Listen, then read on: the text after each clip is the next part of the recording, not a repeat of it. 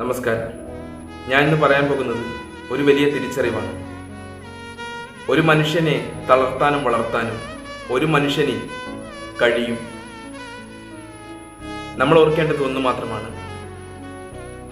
ഒരു മനുഷ്യനെ തളർത്തി കിട്ടുന്ന സുഖമുണ്ടല്ലോ, അതിലൂടെ ഒരു സുഖവും നമുക്ക് ലഭിക്കില്ല. വേദനകൾ മാത്രം നമ്മളെ പിന്തുടരും. അത് നമ്മൾ ഓർക്കേണ്ടതാണ്. അതിനുദാഹരണം ഇത്രമാത്രം. ഒരു വ്യക്തിയുടെ മുഖത്ത് കണ്ണു തെറ്റാതെ നമ്മൾ നോക്കിക്കൊണ്ടിരിക്കുന്നു.